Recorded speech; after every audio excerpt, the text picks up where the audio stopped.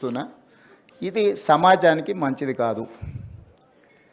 ఈ సమాజాన్ని 77 సంవత్సరాలు దాదాపుగా మనం చూస్తూ వస్తున్నాము. ఎంతోమంది బ్యూరోక్రాట్స్, సివిల్ సర్వెంట్స్ వాళ్ళ లైఫ్లన్నీ సాక్రిఫైస్ చేసి కుటుంబాల యొక్క యోగక్షేమాలు కూడా వదిలేసి దేశానికి సేవలు అందించారు. కాబట్టి దేశం ఇంత బలపడ్డది, ఆర్థికంగా నిలదొక్కున్నది. ఇది జస్ట్ లైక్ దట్ ఇవన్నీ జరిగినవి కాదు. కానీ వాళ్ళు వస్తున్న వాళ్ళు పొలిటీషియన్స్ని అనే కాదు, సమాజంలో ఉండే రాంగ్ ప్రెసిడెంట్స్ని అన్నిటిని కూడా రోల్ మోడల్గా తీసుకుంటున్నట్టు అనిపిస్తుంది. ఈ మధ్యకాలంలో కొత్తగా సెలెక్ట్ అయిన ఐఏఎస్ ఐపీఎస్లు నేను చూస్తున్నా, ట్రైనింగ్లోనే ఉన్నప్పుడు పోలీస్ స్టేషన్లకి వెళ్ళి డ్రెస్ వేసుకొని కూర్చొని సివిల్ పంచాయతీలు తెంచడానికి ప్రయత్నం చేస్తున్నారు, which is unfortunate. I'm sorry to say. నేను ఎందుకు ఈ వేదిక మీద పంచుకుంటున్నా అంటే కొద్ది మందిలో అయినా ఇది మార్పు రావాలి, ఆదర్శంగా ఉన్న వాళ్ళ గురించి చర్చ జరగాలి. అదేవిధంగా నేను జిల్లా పరిషత్ మెంబర్గా ఉన్నప్పుడు పెద్ద జిల్లా మహబూబ్ నగర్ జిల్లా అంటే వ్యాస్ట్, 14 మంది ఎమ్మెల్యేలు. అసలు ఒక పక్క నుంచి ఇంకో పక్కకు పోవాలంటే ఆ కాలంలో ఉండే అంబాసిడర్ కార్లు, చిన్న చిన్న కార్లు, అలా 7, 8, 10 గంటలు జర్నీ. ఐఏఎస్లు ఐపీఎస్లు వాళ్ళు అచ్చంపేట ఏరియాల అడవుల్లో పోయి ఆదివాసీలను చెంచులను కలిసి మళ్ళీ ప్లెయిన్ ఏరియాస్కు రావాలంటే రోజుల కొద్దీ వాళ్ళు అక్కడ ఉండి చేసి ప్రజల దగ్గరికి వెళ్ళి సమస్యల్ని కనుక్కొని పరిష్కరించేవాళ్ళు. లీడర్స్ కంటే కూడా ఆఫీసర్స్తో ప్రజలు మమేకమయ్యేవాళ్ళు, చెప్పుకునేవాళ్ళు. అరే మేము కలెక్టర్ దగ్గరికి వెళ్తే మా ప్రాబ్లం సాల్వ్ అయిందని, లేకపోతే కలెక్టర్ మా దగ్గరకు వచ్చిండు, లేకపోతే మా గూడెంకి వచ్చి కలెక్టర్ గారు కూర్చొని మా సమస్యలు ఉన్నాడని గొప్పగా చెప్పుకునేవాళ్ళు. ఇప్పుడు నేను ఎలక్టెడ్ రిప్రజెంటేటివ్ అయినాక మారుమూల ప్రాంతాలకు వెళ్ళినప్పుడు, సార్ 30 సంవత్సరాల క్రితం సో కలెక్టర్ మా ఊరు వచ్చి మా సమస్యను విన్నాడు సార్, మా సమస్యను పరిష్కరించిన. ఈరోజు పదే నేను ఇన్స్ట్రక్షన్ ఇస్తున్నా. I told my chief secretary to record there service book, field మీద పొమ్మని. అసలు ఏసీ రూముల్లో నుంచి బయటకు వెళ్ళడానికే హెసిటేట్ చేస్తున్నారు ఆఫీసర్లు. మరి నాకు తెలియదు, మరి ఏసీ అనేది ఏమన్నా జబ్బేమో. ప్రజల దగ్గరికి వెళ్ళినప్పుడు అంటే ఒక ఐఏఎస్ కానీ ఐపీఎస్ కానీ డిస్ట్రిక్ట్స్ను హోల్డ్ చేసినప్పుడు వచ్చిన ఎక్స్పీరియన్సే రిచ్ ఎక్స్పీరియన్స్. ఆ తర్వాత మొత్తం ఒకరి తర్వాత ఒకరు పంపించే మనం ఫైళ్ళు చూడడమే తప్ప సెక్రటరీ లెవెల్కి వచ్చారంటే, సెక్రటేరియట్ లెవెల్కి వచ్చారంటే they don't get to chance to interact a common man or any other person. So కింద వాళ్ళు ఎప్పుడైతే కింది లెవెల్లో దొరగారు ఉన్నారు, ఇక్కడ ఐపీఎస్లు సెలెక్ట్ అయినా వాళ్ళు కానిస్టేబుల్ నుంచి వాళ్ళని డ్యూటీ ఒక్కొక్క స్టెప్ నైట్ డ్యూటీ నుంచి, లేకపోతే పెట్రోలింగ్ డ్యూటీ నుంచి, సైకిల్ మీద పోయి నేర్చుకునే కాడ నుంచి ఐపీఎస్లకు ట్రైనింగ్ ఇచ్చి వాళ్ళు ఏంటంటే గ్రౌండ్ స్టాఫ్ లేకపోతే ఫీల్డ్ స్టాఫ్లో ఉండే సాధక బాధలతో పాటు నిర్ణయాలు కూడా ఏ రకంగా చేయాలనో వాళ్ళందరికీ కూడా ఒక ట్రైనింగ్ ఇచ్చి ఉండేవాళ్ళు. కానీ ఇప్పుడు అసలు మరి సిస్టమ్ ఎడిపోతుందో నాకైతే తెలియట్లేదు. కానీ I'm not happy for that.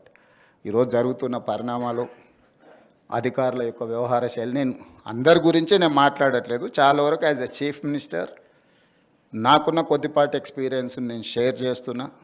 అధికారుల ఆలోచనలో విధానంలో మార్పు రావాలి. నిబద్ధత కలిగిన అధికారికి తప్పకుండా గుర్తింపు ఉంటుంది. రాగానే పోస్టింగ్ రాకపోవచ్చు, కానీ రాష్ట్రానికో ప్రజలకో ఏమన్నా చేయాలి అని నాయకుడు అనుకున్నప్పుడు ఖచ్చితంగా నిబద్ధత అధికారి ఎక్కడున్నాడో ఎతికి మరీ పోస్టింగ్ ఇస్తాం. ఎందుకంటే మేము పర్ఫామ్ చేయాలంటే మేము డైరెక్ట్గా పర్ఫామ్ చేయడానికి ఏముండదు. My officer has to perform, then only I can say something. నేను ఏమైనా పాలసీ డెసిషన్ చేయగలం యాజ్ ఎ పొలిటికల్ ఎగ్జిక్యూటివ్, కానీ ఇంప్లిమెంట్ చేయాల్సిన వ్యవస్థ మొత్తం ఎగ్జిక్యూటివ్ ఆఫీసర్స్దే.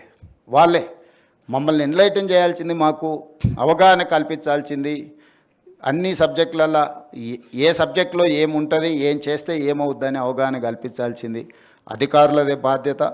అలా చెయ్యాలనే అధికారులను కోరుకుంటూ, గోపాలకృష్ణ నాయుడు గారు లాంటి సీనియర్, దాదాపుగా first prime minister to present prime minister వరకు వారి అనుభవాలు ఇతర అధికారులు నేర్చుకోవాల్సిన అవసరం ఉన్నది. అప్పుడప్పుడు సీనియర్ బ్యూరోక్రాట్స్, రిటైర్డ్ అధికారులు వీళ్ళతో ఒక ఇంటరాక్షన్ లేకపోతే ఏదైనా ఒక సెషన్ పెట్టి చేస్తే అది కొంత ఉపయోగకరంగా ఉంటుంది. అట్లాంటి కార్యక్రమాలు వీలైనంత మేరకు ఆర్గనైజ్ చేసి వాళ్ళ అనుభవాలను ఇతరులకు చెప్పడానికి అవసరమైన ఏర్పాట్లను రాష్ట్రం తరఫున ఏర్పాటు చేయమని చెప్పి మా చీఫ్ సెక్రటరీ గారికి ఆదేశాలు ఇస్తూ, ఎందుకంటే ఆ ఎక్స్పీరియన్సెస్ వాళ్ళు షేర్ చేసుకుంటే, ప్రత్యక్షంగా వింటేనే వాళ్లకు అవగాహన కలుగుతుంది. చదివేంత ఓపిక, తెలుసుకునేంత అవసరము ఇప్పుడు లేకపోవచ్చు. అప్పుడప్పుడు మీరు చిన్న చిన్న సెమినార్స్ ఆఫీసర్స్ని, పర్టికులర్గా కలెక్టర్స్ని, డిస్ట్రిక్ట్ ఎస్పీలను, ఇలాంటి వాళ్ళని అందరినీ కూడా మనం అప్పుడప్పుడు పిలిచి వీళ్ళ అనుభవాలను మరి చెన్నారెడ్డిలనో లేకపోతే ఇక్కడ మీ ఐఏఎస్ ఆఫీసర్స్ అసోసియేషన్ బంగ్లాలను అప్పుడప్పుడు పెట్టాల్సిందిగా, కొత్త అధికారులకు నేర్చుకోవాల్సిందిగా. 35 సంవత్సరాల సర్వీస్ ఉంటుంది. పొలిటికల్ ఎగ్జిక్యూటివ్స్ వస్తుంటారు, పోతుంటారు, మారుతుంటారు, రకరకాల ఆలోచనలతో వచ్చేవాళ్ళు పోయేవాళ్ళు ఉంటారు. కానీ సివిల్ సర్వెంట్ 35 ఇయర్స్ ఈ సమాజానికి సేవలు చేయాలి. అది అత్యంత గౌరవప్రదమైన పోస్టు.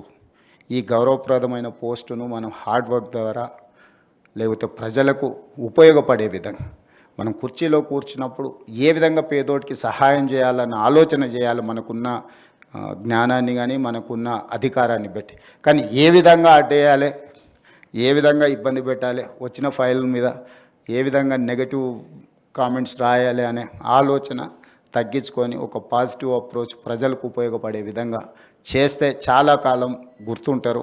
ఇవాళ ఈ వేదిక మీద నేను ఒక శంకరన్ గారిని, ఒక శేషన్ గారిని, ఒక మన్మోహన్ సింగ్ గారు లాంటి చాలామంది అధికారులు, నేను కొద్దిమంది అధికారుల పేర్లు నేను ఇక్కడ మెన్షన్ చేస్తున్నా. భవిష్యత్తులో అలా ఈ రాష్ట్రంలో అధికారుల యొక్క ప్రాధాన్యత ఉండాలి అని కోరుకుంటూ మీ అందరి దగ్గర సెలవు తీసుకుంటున్నా. ధన్యవాదాలు.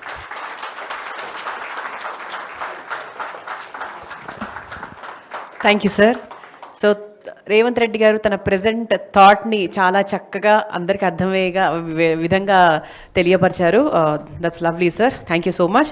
అండ్ అప్పటి నుంచి అందరం మాట్లాడుకుంటున్నటువంటి వ్యక్తి, the legendary personality Gopalakrishna Naidu garu ఇప్పుడు మనందరితో మాట్లాడబోతున్నారు.